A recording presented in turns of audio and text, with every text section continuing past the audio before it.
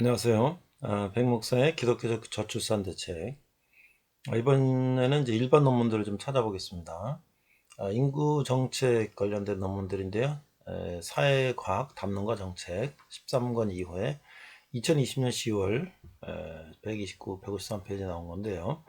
한국 학계 축산율의 결정 요인으로서 인구 밀도, 고림, 조영태, 차영재, 장대익 공동 저자로 되어 있습니다. 국문 초적을 보니까요. 거의 20년째 지속되고 있는 초저출산 현상은 사회 현상을 넘어 사회의 지속 가능성을 위협하는 사회 문제로까지 인식되고 있다. 정부는 2006년부터 지금까지 다양한 학술 연구로부터 도출된 수많은 저출산 대응 정책을 펴왔지만 초저출산은 지속되고 있다.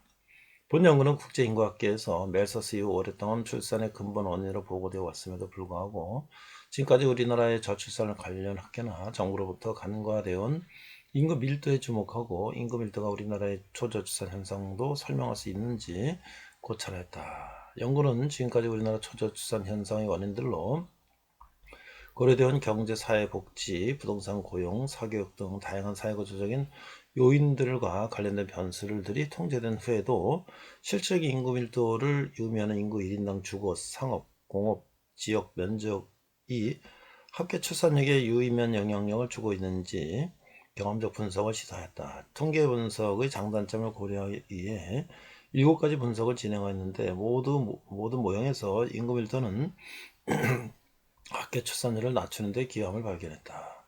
본 연구는 국내에서 최초로 인구 밀도와 출산 간의 관계를 경험적으로 조망한 것으로 연구의 결과는 우리나라의 초저출산 현상에 대한 학술 및 정책적 접근에서 왜 인구 밀도가 반드시 고려되어야 하는지 근거를 제시했다. 주제는 인구 초저출산 인구 밀도 멜서스 선형 환원 모형인데요.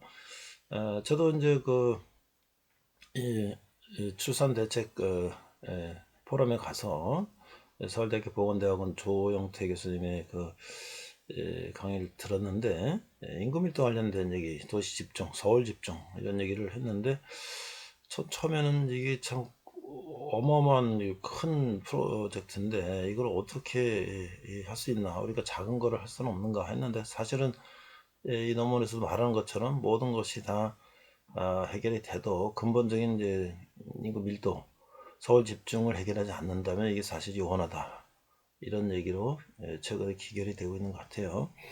서울대학교 보건대학원 보건학과 박사 수료, 서울대학교 보건대학원 보건학과 연구학 교실 교수님하고 버지니아 심리학과 서울대학교 자유전공학부 인간분석 및 생물체학 연구실 교수 이렇게 네 분이 있습니다. 자, 통계청에 따르면 2019년 우리나라의 학계 출산율은 0.92명이다. 2년 연속 0점대 학계 출산율 기록하고 있다. 이거는 뭐 지금 0.7, 뭐 6 계속 떨어지고 있죠. 2018년 기준 학계 출산 2.1 이상인 국가는 104개. 뭐 이렇게 쭉 나와 있고요. 사실 우리나라의 대체 출산율 2.1이라고 그러죠. 2.1 이하로 학계 출산을 기록한 것은 1983년부터다.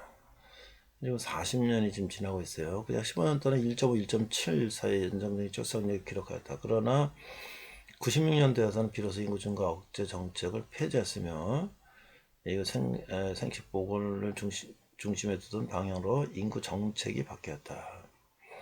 그건 국가가 국민의 출산에 의도적으로 개입하였던 인구 증가 억제 정책에 대한 후유증을 취하고자 하는 인구 정책이었다. 하지만 당시에는 인구 증가 억제 대책이 성공했다는 인식이 팽배하다 보니 후속적인 인구 정책에 관심을 두지 않았다. 인구 정책은 보건복지부 소관 업무 중 일부로 추진했다. IMF 경제위기 1.5 미만의 합계 출산율을 기록하기 시작했으며 2002년에 1.17 되면서 초저출산 국가로 접어들었다. 이 시기 국민연금 발전위에서는 저출산의 지속 경우 국민연금 재정 고갈이 우려를 포괄하면서 저출산 문제는 본격적으로 주목을 받게 됐다. 정부는 2005년 저출산 고령사회 기본법을 제정하고 2006년 저출산 고령사회 대책을 수립하였다. 5년 단위로 마련된 대책은 영유아를 대상으로 한 보육, 교육비 지원 확대, 방과 후 활동 강화를 통한 사교육비 억제 등의 정책을 골자로 1차 계획이 수립되었고 2006년에 2010년이에요. 2차에서는 2011에서 15년 저소득층 중심에서 중산층으로 확대를 하는 정책이 설정됐다. 이때부터 일가정 균형을 중시하는 대책들도 마련됐다. 2016년 제3차는 출산 비용 지원 및 무상보육 지원과 같은 현금 예산 지원 및 무상보육 지원과 같은 현금 예산 지원 방식을 탈피하고 청년, 노인, 여성 고용 확대 및 교육 주거비 부담 완화 등의 사회부적인 측면을 강화했다. 이렇게 해서 1, 3차에 걸쳐서 진행된 인구 정책의 변화는 저출산 관련된 다수의 연구들을 근거로 하고 있다. 그래서 2000 논문들이 다양한 논문들이 나왔다는 얘기죠.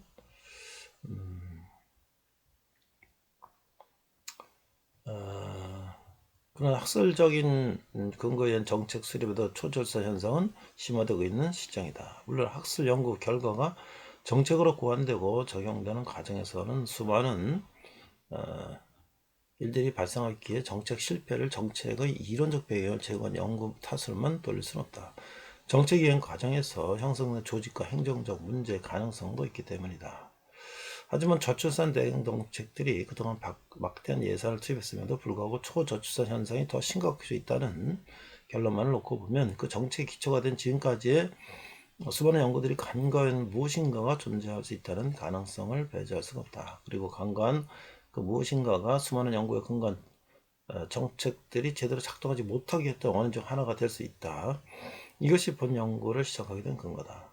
앞서 언급한 국내 저출산 연구들은 대부분 거시적인 이론적 틀에서 시작하여 국내의 맥락을 고려하여 분석을 시도한 것으로 구조적 접근과 문화적 혹은 사회적 접근을 통하여 출산력의 변화와 관련된 요인들을 제시하였다.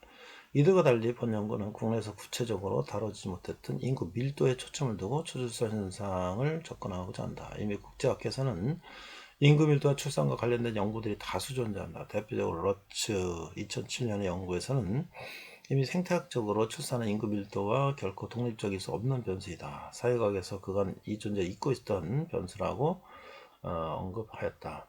사실 출산은 전체적인 과정을 놓고 보면 생물학적인 요소와 사회학적인 요소가 결합된 것이다. 인간도 하나의 거대한 종 안에서 살펴볼 필요가 있고 생태학 법칙이 어긋나지 않고 있다는 점을 환기할 필요가 있다는 것이다. 2017년 새롭게 구성된 저출산 고령사회위원회는 출생아 수, 출산율을 단기적 목표로 하는 정책에서 탈피하고 청년들의 삶의 질 향상을 궁극적 목표로 제시한 바가 있다. 이는 대안적인 목표가 분명하지 않다는 비판을 받고 있으나 방향성 자체는 옳은 것으로 보인다. 다만 초저출산은 사회 지속 가능성과 밀접하게 연결되어 있기에 출산율 하락 속도가 빠르고 지속 구간이 길어지면 중요한 사회 문제가 될 수 있다. 인구는 사회를 구성하는 기본 단위이고 초저출산은 한 세대만의 인구 크기를 거의 절반으로 축소시켜 사회에 예상치 못한 구조 변화를 촉발시킬 수 있기 때문이다. 특히 현대사회의 보편적 복지는 세대 간 부의 이전을 제도하였기에 더욱 그러하다. 초저출산의 심화는 부양을만 하는 인구 집단과 부양할 인구 집단 사이의 필연적 갈등을 예고한다. 극적인 반전은 아니더라도 출생아 수 혹은 출산율 회복은 어느 정도 이루어져야 할 장기적인 목표다. 따라서 출산 결정 요인에 대한 탐구는 더욱더 근본적인 접근으로 이루어져야 할 필요가 있다. 본 연구는 국내 인구 밀도가 출산에 어떻게 적용하고 있는지를 검증하는 데 주력하였다. 합계 출산율은 인구 밀도에 영향을 받는 변수임이 이미 국외 선행 연구들을 통해 검증되어 왔지만 우리나라 초저출산 현상을 이러한 관점에서 실증으로 접근한 시도는 아직 없다. 그러므로 본 연구는 다른 사회구조 변수를 통제하거나 다양한 통계적 추정 방법으로 검증을 시도해야 되죠. 여전히 인구 밀도와 출산과의 관계가 유의한지 검토하였다. 자, 그래서 이제 이론 및 무능 고찰인데요. 멜서스의 생애사 전략. 멜서스는 인구론에서 인구는 기하급수적으로 증가한다라는 전제를 제시했다. 우리가 뭐 다 학교에서 배웠죠. 이 정의는 그런 질병과 전쟁 혹은 전염병과 같은 적극적 억제가 없다면 인구는 한 세대가 지나면 이전 세대 인구보다 감마배만큼 증가할 것이라고 예상을 하였는데 이 기하급수적인 인구 증가를 수식으로 표현하면 다음과 같다. 해서 수식이 이렇게 나와 있어요.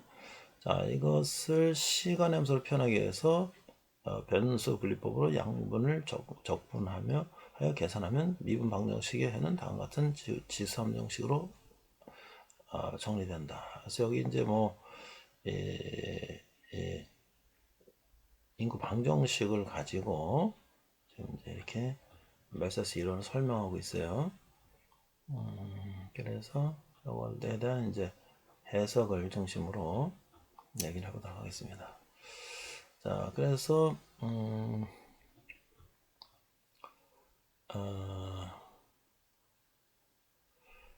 지를 보면 평균 수명이 짧고 사망률이 높다 보니 다산을 하는 특징이 있다. 따라서 임신 기간이 짧고 다음 출산까지 소요되는 기간 또한 짧은 특징이 있다. 보통 천적이 많거나 다소 불안전한 환경 속에서 살아가는 경우가 많다.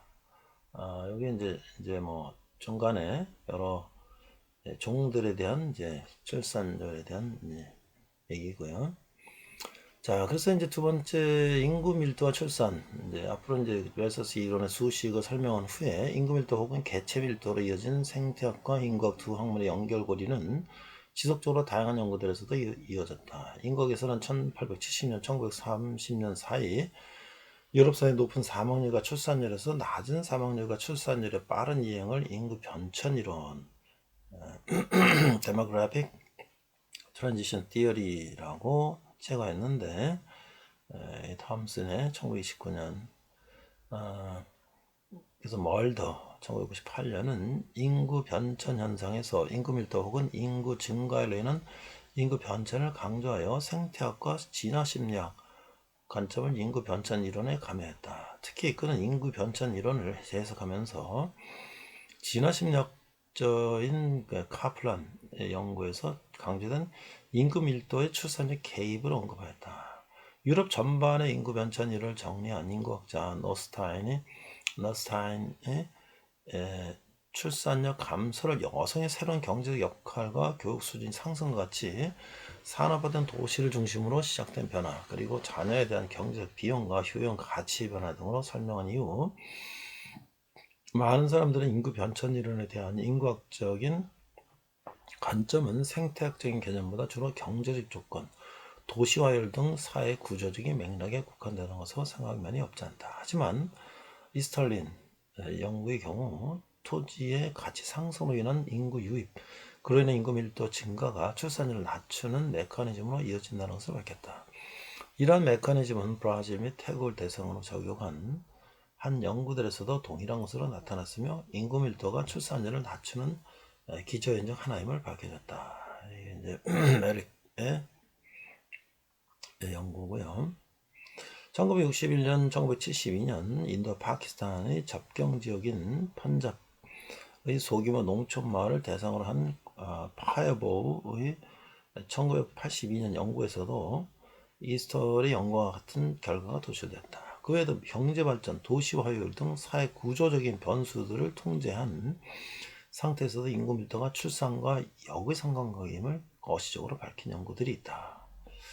한편 미국의 저명한 인구학자 도널드 리는 그의 1987년 연구에서 인구 밀도는 19세기 유럽 사회의 빠른 인구 변천을 설명하는 데는 유용한 변수였으나 전쟁 후 20세기 중후반까지 전 세계 인구 변천에 주는 영향력은 사회 구조적이고 제도적인 요소들과 비교하여 중요성이 희석되었다고 주장했다. 하지만 유럽의 저명한 인구학자인 볼프강 러츠는 187개의 국가를 대상으로 1960년대부터 90년대까지 인구 밀도가 또 얼마나 출산율을 낮추는데 기여했는지 경험적 분석을 통해 밝혀냈는데, 더 나아가 그는 미래 출산 의도로 대변되는 이상 가구수, 이상 자녀수 또한 인구 밀도에 의해 영향을 받는다는 것을 2000년 유럽 지역을 통해 증명하였다. 인구 밀도가 심리적 요인에는 영향력을 미치는 기전이 될 수 있음을 보고했다. 진화 심리학에서도 인구 밀도와 출산율 간의 관계를 조명하여 밀도가 높은 사회에 사는 사람들이 본인의 경쟁력 강화를 위해 혼인도 출산도 늦추려는 경향이 강하다는 사실을 발견했다. 또한 인구 밀도가 높을수록 미래지향적인 성향을 갖게 되고 출산을 하지 않으려는 경향을 더욱 강하게 만든다는 것도 심리실험, 미래 지향성이 높은 사람들이 인구 밀도가 높은 지역을 선호한다는 것은 통제를 통해서 밝혀냈다. 이는 전체 인구수, 경제 규모, 도시화 수준을 통해서 통제한 상태에서도 유효한 것으로 나타났다. 이처럼 국제인구학회와 인구 현상을 연구한 진화 심리학에서는 이미 출산 행위와 출산율에 영향을 주는 인구 밀도에 대한 연구가 심도 있게 진행되어 왔지만 아직까지 국내에는 관련 연구가 거의 없는 실정이다. 자, 연구 방법을 보면요. 본 연구는 우리나라 인구 밀도와 출산과의 관계를 경험적 데이터를 통해서 실증적으로 분석했다. 국내 15개 시도 인구 및 사회 구조를 요인을 2005년에서 2018년까지 패널 데이터로 구축하여 사회 구조 변수를 통제한 후에도 밀도 출산 관계가 유지되는지를 확인하는 것을 목표로 분석을 진행했다. 그래서 연구자료 및 주요 변수를 보면 종속 변수는 본연구는 출산과 관련된 종속 변수는 합계 출산율로 선정했다. 2005년, 2018년 각 시도의 합계 출산율을 국가통계 포털을 통해서 수집하였다. 종속 변수의 정기성을 위하여 합계 출산율 의 로그를 취한 값을 분석 모형에 활용했다. 독립 변수는 번역에서 가장 핵심적이 되는 독립 변수는 실질적인 밀도를 의미하는 인구 1인당 주거, 상업, 공업, 지역 면적이다. 본 연구에서는 말하고자 밀도는 현대 사회 사람들이 통상적으로 원하는 공간 자원에 얼마나 많은 사람들이 살고 있는지를 지칭하기에 그에 적합한 본 지표를 활용했다. 통계청은 시도별 인구 1인당 도시지역 면적 중 1인당 주거, 상업, 공업, 지역 면적을 제공하고 있다.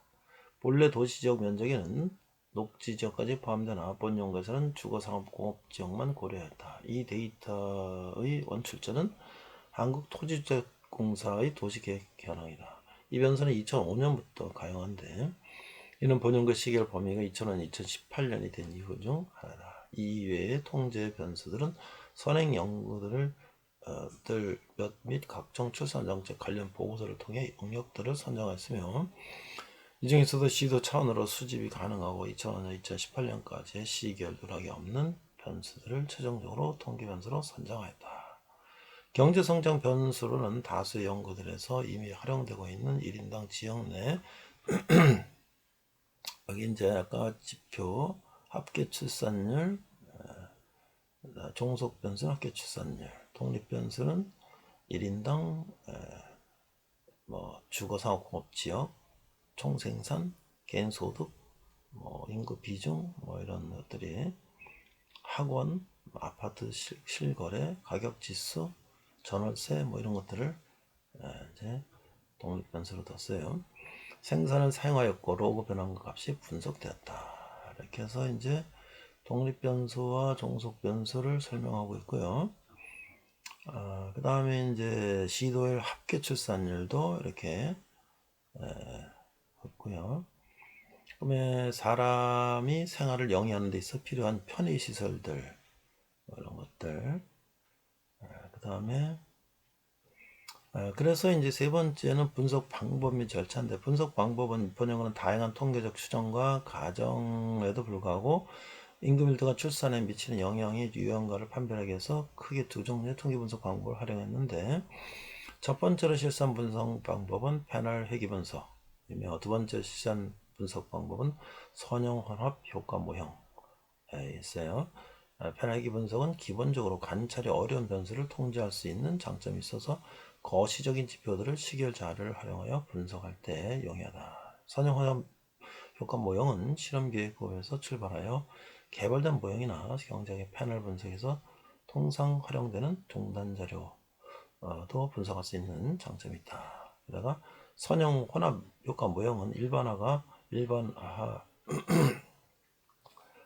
법혼 일반화 가법 혼합 모형. 그래서 generalized additive 모델이라고 설명하고 있는데요. 활용하는 비선형 및 비모수 모형보다 종속 변수와 독립 변수의 인과관계 혹은 상관관계를 증명하는 데서 조금 더 유리하다. 그래서 이런 소식이 나오고요. 그래서 또 이 결과를 한번 더 보도록 하겠습니다. 그래서 분석 절차가 있고, 그래서 이런 OLS 분석 결과, 이런 분석들이 나왔고요. 그래서 분석 결과를 보면 분석 대상 시도들이 합계 출산율 추이를 보니까 패널 회귀 분석에 앞서 각 시도별 합계 출산율을 살펴보고 인구 1인당 주거, 상업, 공업, 지역, 면적과의 관계를 살펴보았다. 각 시도별 합계 출산율은 1997년 IMF 직후 급격하게 감소하다가 2000년 잠시 회복하는 추세를 보이다가 곧바로 2005년까지 급격하게 감소하는 추이를 보였다. 2000년, 2012년까지는 회복되는 추세를 보이다가 그 후에는 감소하는 추세가 멈추지 않고 있다. 그래서 표 2에 합계 출산율이 있지요. 그래서 이거는 이제 합계 출산율과 1인당 주상 공업 지역 면적과의 관계, 고정 효과 및 확률 효과 분석 결과인데요. 통계 수치가 나오고요. 통계 모형 분석 결과를 보면 통합 패널 분석 결과 1인당 주거 상업 공업 지역 면적이 넓을수록 만 30, 34세 인구 비중이 높을수록 합계 출산율이 높은 것으로 나타났다. 반면 전월세 상승률이 높을수록 소비자 물가지수 상승률이 낮을수록 합계 출산율을 높였다. 통합 패널 분석을 시도하다는 가변수를 분석해 보면 결과를 보면 다른 묘수를 통제한 상태에서도 인구를 나타내는 1인당 주상공업지역 면적은 합계 출산율을 높이는 것을 볼 수 있는데 그 효과는 통계적으로 유의미하였다. 통제 변수들 사이에서는 지역의 경제 수준을 나타내는 1인당 지역 내 총생산의 젊은 인구 비중을 나타내는 만 33세 인구 비중이 유의미한 효과를 보였다. 인구 밀도가 출산에 미치는 영향력은 부산을 기준으로 했을 때 대구, 인천, 광주, 대전, 경기에서 더한 것으로 나타났다. 본 지역들은 모두 1인당 주거상업공업지역 면적이 50평방미터 이상 100평방미터 미만인 특징이 있었다. 그 다음에 이제 두 번째 패널 회귀 분석 결과인데요. 앞서 기술한 분석 절차에서 하우즈만 검정을 통해서 확률 효과 모형이 최종 모형으로 선정돼서 밝혔다. 검증 후 확률 효과 모형을 로버스트 검정을 통해서 결과로 도출했다. 다만 본 연구에서는 종속 변수, 동네 변수에 영향을 미치나 관찰이 어렵던 요인들도 통제가 용이한 고정 효과 모형도 결과로 제시했다. 그래서요.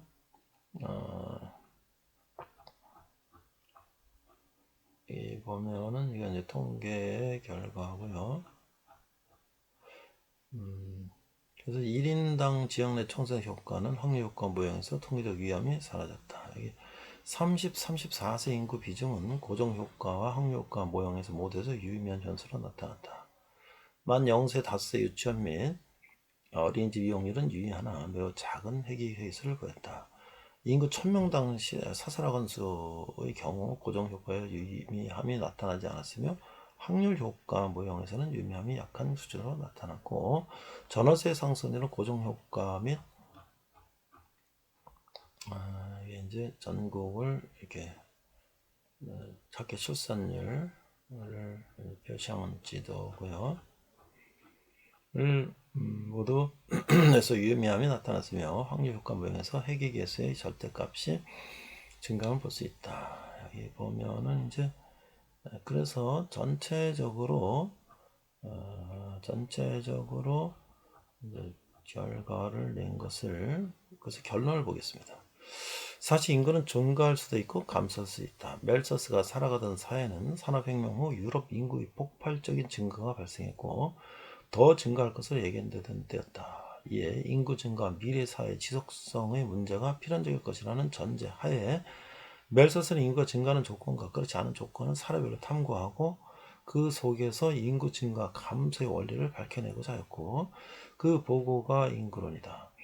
그리고 당시 주된 자원인 식량 자원의 희소성을 예측하여 하며 인구 증가를 예방적으로 억제하는 방법 등을 미래 사회를 위한 대안으로 논의했다.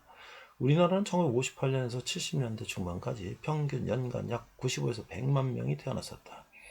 초저출산 현상이 발생한 2002년 이후에는 출생아 수가 40만 명대로 축소되었고 출생아 수가 절반 이하로 줄어드는 데까지 걸린 시간은 약 30년 정도에 불과했다. 하지만 출생아 수는 2018년 약 32만 6천 명, 2019년 30만 명, 3천 명으로 더 줄었으며 2020년은 20만 명대의 아이가 태어날 것으로 예측되고 있다. 이렇게 단기간 동안 인구 증가 시기에서 감소 국면으로 접어든 국가는 한국을 제외하고는 없다. 멜서스가 그 시대의 시점에서 미래의 사회 지속 가능성과 인구의 폭발적인 증가를 지표로 삼아 살펴보았다면 현재 대한민국의 사회에서는 미래 사회의 지속 가능성은 인구 감소를 지표로 함할 것으로 바뀌었다. 본 연구는 인구가 고전으로부터 출발하여 인구 증가와 감소를 결정하는 출산을 보다 근본적으로 탐구해봤다. 초저출산 현상에 근접한 요인들을 연구하고 그 결과들을 정책적 제안으로 도출한 기존 연구와 달리 본 연구는 인구 밀도라는 다소 출산과는 거리가 있어 보이는 변수에 대한 기한 가능성을 모색하였다. 델 멜서스의 인구론에서 인구 증감의 기본 원리로 언급되었으며 인구론에서 착안한 다윈의 진화론을 비롯하여 여러 생태학 및 후대 인구학 연구에서도 실증적으로 출산에 영향을 미치는 것으로 증명된 밀도가 국내에서는 거의 잊혀진 변수였음을 상기하였다. 학문적 중요성은 물론 저출산 정책의 방향을 제고할 수 있을 만큼 중요함에도 불구하고 국내 출산관리 연구에서 간과된 인구 밀도를 수면 위로 올려놓는 것이 본 연구의 가장 중요한 의미라고 할 수 있다. 두 번째로 본 연구는 국내에서 인구 현상을 생태학적 관점과 사회적 관점 모두에서 바라보고 이를 실증적인 데이터를 통해서 증명한 최초 연구라고 할 수 있다. 출산의 사회적 요소만 가해된 것이 아님을 알매도 불구하고 지금까지 우리나라의 초저출산 관련 연구들은 사회적이며 구조적인 특성을 관심에 주된 대상으로 삼았다. 물론 사회구조를 대상으로 한 연구들은 국내 인구 정책에 많은 함의를 던져왔고 저출산과 관련된 다양한 이론들을 국내 맥락에 맞춰 매우 적절하게 탐구한 것이 사실이다. 다만 혹 국내 연구에서 놓치고 있던 변수가 있었기에 연구 대상이 되어 사회구조 변수들이 정책화되었을 때 제대로 작동되지 않게 하는 원인이 되지는 않았을까라는 생각은 충분히 해볼 만하다. 특히 초저출산 현상이 19년째 지속되고 있고 관련 정책들이 효과가 거의 없다는 평가를 받을 때는 더더욱 그러다. 본 연구에서 인구 밀도가 바로 그 변수, 즉 중요한데 놓치고 있던 변수임을 다양한 통계 모형을 통해서 발견했다. 지역별 독립성을 가정하거나 가정하지 않아도 혹은 개별 연도를 종합하여 분석하더라도 인구 1인당 주거상업 공업지역 면적 효과의 유의함은 사라지지 않았다. 반면 기타 사회구조적 변수들은 추정 모형의 가정에 따라 변한 양상을 보였다. 바로 이러한 발견이 인구 밀도가 다른 사회구조적인 변수들이 기저에 자리 잡고 있는 패로 접근이 될 수 있음을 시사하는 것이다. 본 연구는 최소한 다음과 같은 두 가지 제한점이 있으며 이 두 가지 제한점을 기반으로 후속 연구들을 제안하고자 한다. 본 연구의 첫 번째 한계점은 인구 밀도의 효과는 증명했지만 인구의 편포, 바이어스 정도가 출산에 미치는 영향을 직접적으로 고찰하지는 못했다는 점이다.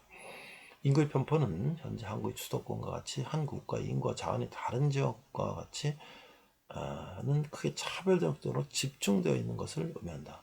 서울을 중심으로 한 수도권의 인구와 자원이 모두 집중되어 있는 편포 현상은 우리나라 사람들이 다른 나라에 비해 인구 밀도를 한층 더 심하게 느끼는 원인이 되었을 가능성이 크다.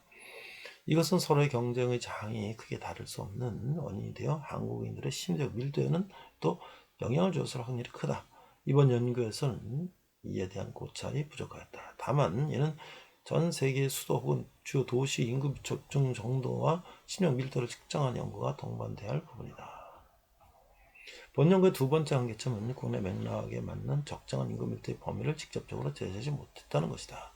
사실 인구 편포를 완화하는 것 혹은 인구 1인당 주거상업 공업지역 면적을 넓히는 것은 자칫 국가의 인구를 물리적으로 극단적인 재배치하는 논리로 이어질 수가 있다. 또는 인구가 집중된 지역을 더욱 개발해서 주거상업 공간을 추가적으로 제공한다는 해설책도 될 수 있다.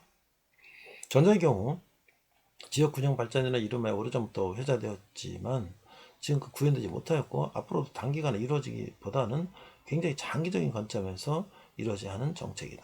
후자의 경우 인구가 이미 집중된 곳에 주거 및 상업지역을 넓히는 것은 더욱더 가중된 인구 집중 현상을 낳을 가능성이 크다는 것이다. 인간 또한 자원을 따라 이동하기 때문이다.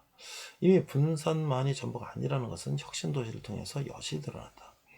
앞서 잠시 언급하였지만 성장과 발전을 위해서 인구의 집적 그리고 구성원 간 경쟁은 필요한 조건이기도 하다. 본 연구에서도 이런 점을 일부 포착할 수 있었다. 예를 들어 상당히 많은 모형에서 30, 34세 인구 비중이 높을수록 학교 출산율이 유의하게 높게 나타나는데, 이는 청년 인구의 집적은 출산율에서 도움이 된다는 것을 의미한다. 얼마만큼의 인구 밀도가 생산 향상에 의한 경쟁을 유발하고 인구를 발전하게 하는지, 동시에 출산을 할 수 있는 인프라 환경이 조성되려면 최소한 얼마나 어떤 인구들이 얼마나 모여 있어야만 하는지 앞으로 후속 연구를 통해 밝혀내야 한다. 본 연구들이 융합적으로 어우러진다면 서로가 인식하는 경쟁의 장이 다양해질 수 있는 방법을 찾고 사람들이 지향하는 지역 공간의 범위를 다르게 만들어줄 수 있는 심리정책 개입의 근거가 될 수 있을 것이다. 어느 지역의 경우에는 인구가 모일 수 있도록 해야만 하고, 어느 지역 인구가 얼마나 분산되어야 하는지를 알려주며 연구까지도 이루어져야만 실질적이면서도 초출산 현상에 긍정적으로 기여할 수 있는 균형 발전을 완성해 나갈 수 있을 것이다. 생태계 속에서 보면 인구도 다른 종들과 마찬가지로 자원을 따라 이동하는 성질이 있다. 주어진 환경 조건 아래서 인간도 다른 종의 마찬가지로 출산을 늘리기도 하고 줄이기도 하였다. 다만 환경, 자원, 비옥한 토지 등은 태생적으로 편포된 성향이 있는데, 이는 산업사회 이후 인간이 과학기술을 통해 스스로 원하는 자원과 가치를 생산하게 되면서부터 상당 부분 극복이 가능해졌다. 하지만 여전히 인간 출산의 원리는 인구 밀도라는 생태적 요인과 관련이 있고, 인구 밀도는 개인이 출산을 하느냐 생존을 하느냐의 갈림길에 서게 만드는 환경적 변수, 즉 필요 조건이라는 사실이 본 연구를 통해서 실증적으로 밝혀졌다. 이러한 결과는 앞으로 초저출산 현상에 대응하는 정책을 마련할 때 사회구조를 중심으로 접근한 경제, 행정, 정치, 젠더 및 사회복지학뿐만 아니라 심리, 생태학, 지리학, 도시공학 등의 학문도 융합적으로 함께 고려되어야 한다는 점을 보여주는 것이다. 최근 국내 초저출산과 관련한 연구들 중에는 대응과 적응 두 갈래의 연구들도 진행되고 있다. 본 연구와 같은 융합적 조건이 현재 막다른 길에 도달하는 것과 같은 초저출산 대응 정책의 새로운 길을 터줄 수 있을 것이다. 이렇게 결론을 맺고 있습니다. 참고 문헌들도 이렇게 나와 있고요.